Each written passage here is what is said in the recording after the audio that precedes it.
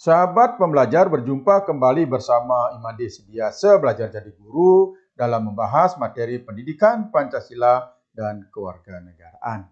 Pertemuan kita kali ini, kita akan membahas materi kelas 11 semester 2, yaitu bab 4 tentang dinamika peran Indonesia dalam perdamaian dunia.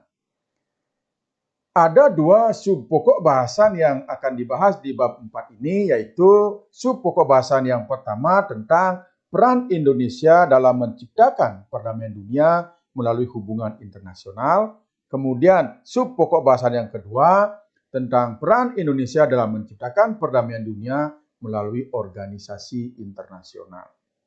Nanti setelah kita membahas materi dinamika peran Indonesia dalam perdamaian dunia, sahabat pembelajar diharapkan dapat menganalisis dinamika peran Indonesia dalam perdamaian dunia sesuai dengan Undang-Undang Dasar Negara Republik Indonesia tahun 1945. Salah satu tujuan nasional negara Indonesia sebagaimana tercantum di dalam alinea keempat pembukaan Undang-Undang Dasar 1945 ikut melaksanakan ketertiban dunia yang berdasarkan kemerdekaan, perdamaian abadi, dan keadilan sosial. Nah, salah satu konsekuensi dari tujuan tersebut adalah Indonesia harus senantiasa berperan serta dalam menciptakan perdamaian dunia.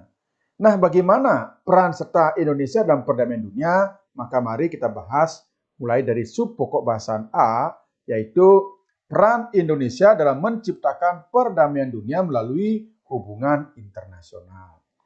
Jadi yang pertama kita bahas tentang makna hubungan internasional. Pertanyaan mungkin yang akan muncul, bagaimana seandainya negara kita, itu Indonesia, tidak melakukan hubungan dengan negara lain? Apabila negara kita tidak menjalin hubungan dengan negara lain, tentu negara kita akan dikucilkan dari pergaulan bangsa-bangsa di dunia. Hal ini tentunya akan merugikan dalam kehidupan berbangsa maupun dalam kehidupan bernegara. Hubungan internasional itu sendiri merupakan salah satu jawaban bagi persoalan yang dialami oleh suatu negara. Karena ketika suatu negara belum mampu memenuhi kebutuhan dalam negerinya, maka melalui hubungan internasional ini, maka negara yang bersangkutan akan mampu memenuhi kebutuhan dalam negerinya yang tidak mampu dipenuhi sendiri. Nah, berkaitan dengan hal tersebut, apa sih sebenarnya hubungan internasional itu?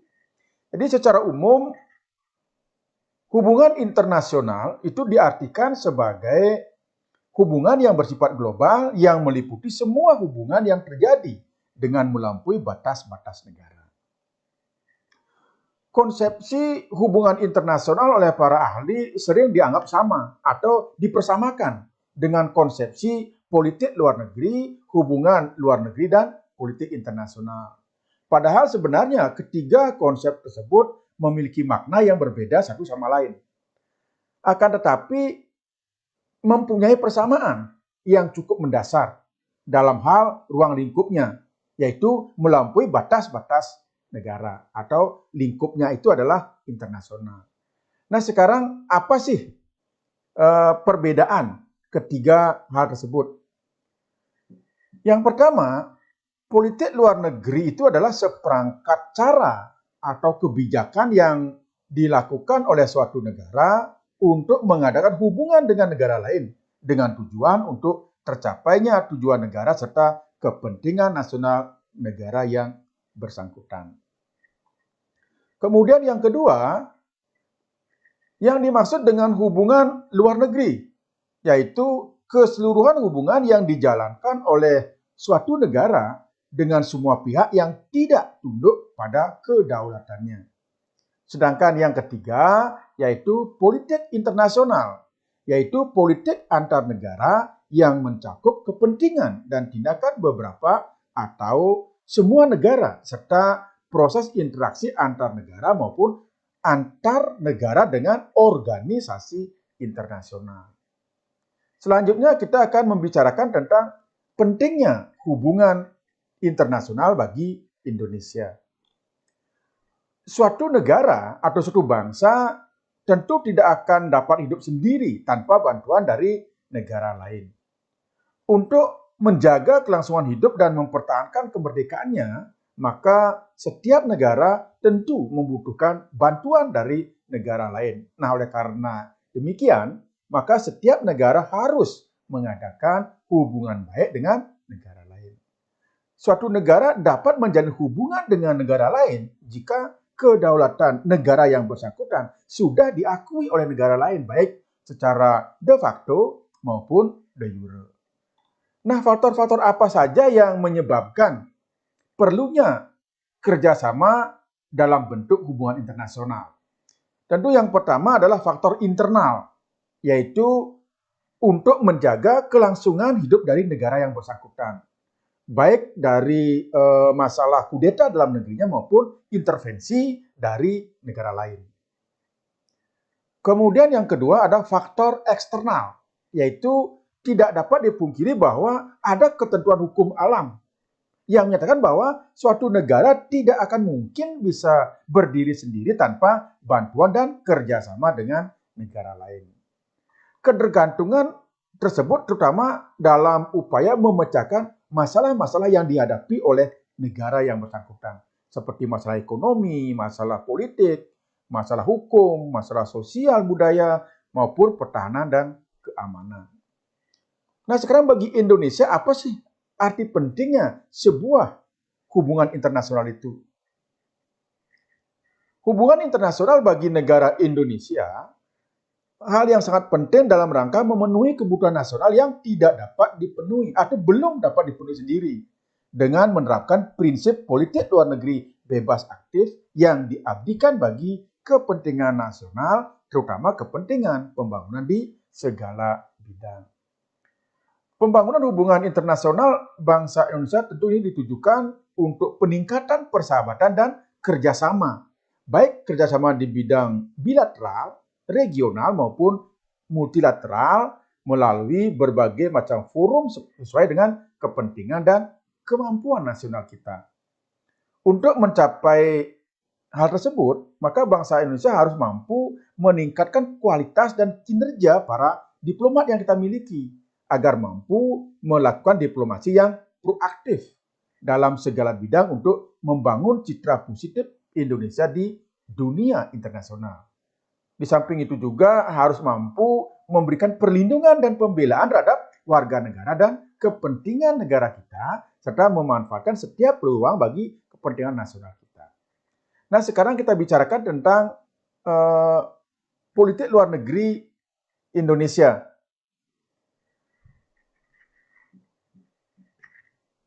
Jadi, politik luar negeri Indonesia dalam menjalin hubungan internasional, ini akan kita bahas. Tujuannya adalah ingin mengetahui bahwa hubungan yang dijalin oleh suatu negara dengan negara lain tentu tidak dapat dilepaskan dari tata pergaulan antar negara. Setiap negara mempunyai kebijakan politiknya masing-masing. Kebijakan politik masing-masing negara dalam pergaulan internasional inilah disebut dengan politik luar negeri. Corak khas politik luar negeri Indonesia tentu tidak bisa dilepaskan dari amanat konstitusi kita, yaitu pembukaan Undang-Undang Dasar 1945. Jadi sesuai dengan alinea keempat yang tadi tentang tujuan negara. Salah satu tujuan negara yang tercantum di dalam alinea keempat pembukaan Undang-Undang Dasar 1945 itu adalah ikut melaksanakan ketertiban dunia yang berdasarkan kemerdekaan, perdamaian abadi, dan keadilan sosial. Mengingat negara kita di awal berdirinya dihadapkan pada dua kekuasaan atau dua kekuatan raksasa, yaitu ada blok barat dan blok timur. Blok barat di bawah kendali Amerika dengan sekutunya dengan mengusung ideologi liberal, kemudian kekuatan lainnya itu adalah blok timur yang dipimpin oleh Uni Soviet zaman itu, sekarang mungkin sudah pecah dengan beberapa negara dan yang paling besar itu adalah Rusia. Jadi zaman itu adalah Uni Soviet menguasai blok timur dengan beberapa sekutunya dengan mengusung ideologi komunis. Nah, Muhammad Hatta selaku wakil presiden pada tanggal 2 September 1948 di hadapan BP Kenip, yaitu Badan Pekerja Komite Nasional Indonesia Pusat, mengumumkan pendirian politik luar negeri Indonesia. Dalam pidato beliau, judulnya adalah Mendayung Antara Dua Karang. Jadi dua karang ini maksudnya bahwa ada dua blok yang besar, yaitu blok barat dan blok timur. Dan saat itulah Indonesia baru lahir. Nah, dari pidato beliau inilah kemudian menjadi corak daripada politik luar negeri Indonesia sampai saat ini. Jadi dengan demikian dapat disimpulkan bahwa politik luar negeri Indonesia bersifat bebas dan aktif. Bebas itu maksudnya Indonesia tidak memihak pada kekuatan-kekuatan yang pada dasarnya tidak sesuai dengan kepribadian bangsa kita, sebagaimana tercermin dalam Pancasila. Kemudian aktif maksudnya bahwa dalam menjalankan kebijaksanaan luar negerinya, Indonesia tidak bersifat pasif reaktif. Artinya diam ketika ada masalah. Kemudian begitu ada muncul masalah, baru reaktif, baru melakukan tindakan yang gerasa-gerusu. Jadi terhadap kejadian-kejadian internasional. Tetapi aktif yang dimasukkan di sini bahwa kita selalu berperan serta secara aktif dalam rangka menciptakan perdamaian dunia sesuai dengan amanat konstitusi yang sudah saya sebutkan tadi. Nah, kemudian tujuan politik luar negeri Indonesia ini sesuai dengan amanat konstitusi yang saya sebutkan tadi itu tentang alinea keempat pembukaan UUD 45, yaitu melaksanakan ketertiban dunia yang berdasarkan kemerdekaan, perdamaian abadi, dan keadilan sosial. Maka ada 3 tujuan politik luar negeri kita. Yang pertama, mempertahankan kemerdekaan dan menghapuskan segala bentuk penjajahan. Yang kedua, memperjuangkan perdamaian dunia yang abadi. Yang ketiga, memperjuangkan susunan ekonomi dunia yang berkeadilan. Sedangkan tujuan politik luar negeri menurut Wakil Presiden pertama kita yaitu Muhammad Hatta yang mengatakan bahwa tujuan politik luar negeri Indonesia yang pertama adalah mempertahankan kemerdekaan bangsa dan menjamin keselamatan negara. Yang kedua, memperoleh barang-barang yang diperlukan dari luar negeri untuk meningkatkan kesejahteraan rakyatnya. Yang ketiga, meningkatkan perdamaian dunia internasional dan memperoleh syarat-syarat yang diperlukan untuk meningkatkan kesejahteraan rakyat. Yang keempat, meningkatkan persaudaraan antar bangsa sebagai pelaksanaan cita-cita yang terkandung di dalam Pancasila. Sedangkan sifat daripada politik luar negeri kita yang pertama itu adalah bebas aktif. Nah, apa itu bebas dan apa itu aktif sudah kita bahas sebelumnya. Kemudian anti kolonialisme. Ini jelas-jelas negara Indonesia menunjukkan prinsipnya, menunjukkan komitmennya terhadap anti kolonialisme sesuai dengan amanat konstitusi kita, yaitu pembukaan Undang-Undang Dasar Negara Republik Indonesia tahun 1945 alinea pertama. Kemudian yang ketiga, mengabdi kepada kepentingan nasional. Jadi politik luar negeri yang dilaksanakan muaranya adalah untuk kepentingan nasional kita, untuk kesejahteraan rakyatnya. Dan yang terakhir, sifat politik luar negeri kita adalah demokratis. Artinya bahwa segala sesuatunya itu tidak boleh hanya didominasi, tapi tentu ada kompromi di sana. Kemudian selanjutnya ada beberapa peristiwa penting yang menggambarkan pelaksanaan politik luar negeri kita, yaitu bebas aktif. Yang pertama, Indonesia menjadi anggota PBB yang ke-60 pada tanggal 28 September tahun 1950. Nah, walaupun akhirnya Indonesia pernah keluar dari keanggotaan PBB itu tanggal 7 Januari tahun 1965 sebagai bentuk protes sebenarnya atas diterimanya Malaysia menjadi anggota tidak tetap Dewan Keamanan PBB. Namun pada tanggal 28 September tahun 66 atau 1966, Indonesia kembali menjadi anggota PBB dan keanggotaannya tetap nomor 60. Kemudian memprakarsai penyelenggaraan Konvensi Asia Afrika tahun 1955 yang akhirnya melahirkan semangat dan solidaritas negara-negara Asia Afrika. Kemudian lahir Piagam Dasar Sila Bandung. Kemudian yang ketiga, keaktifan Indonesia sebagai salah satu pendiri negara Gerakan Non-Blok atau GNB tahun 1961. Bahkan pada tahun 92 dalam konferensi negara-negara non-blok yang berlangsung di Jakarta, Indonesia ditunjuk menjadi ketua GNB waktu itu. Jadi melalui GNB ini secara langsung Indonesia telah turut serta meredakan ketegangan perang dingin antara blok barat dengan blok timur pada saat itu.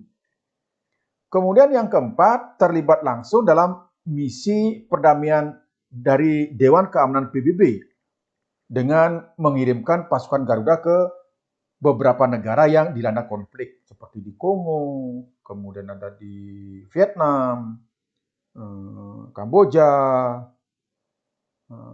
apalagi ya, Bosnia dan sebagainya. Bahkan pada tahun 2007 Indonesia ditetapkan menjadi anggota tidak tetap Dewan Keamanan PBB. Kemudian yang kelima, Indonesia menjadi salah satu pendiri ASEAN, yaitu Association of Southeast Asian Nations, yaitu organisasi negara-negara di kawasan Asia Tenggara. Bahkan Sekretariat Jenderal ASEAN itu berada di Jakarta. Nah baik, demikian sahabat pembelajar yang bisa kita bahas materi kelas 11 di semester 2 ini tentang dinamika peran Indonesia dalam perdamaian dunia. Untuk pertemuan selanjutnya kita akan bahas subpokok bahasan B-nya, yaitu peran Indonesia dalam menciptakan perdamaian dunia melalui organisasi internasional. Semoga apa yang saya sampaikan ada manfaatnya. Sampai berjumpa kembali pada pertemuan selanjutnya, yaitu subpokok bahasan B tentang peran Indonesia dalam menciptakan perdamaian dunia melalui organisasi internasional.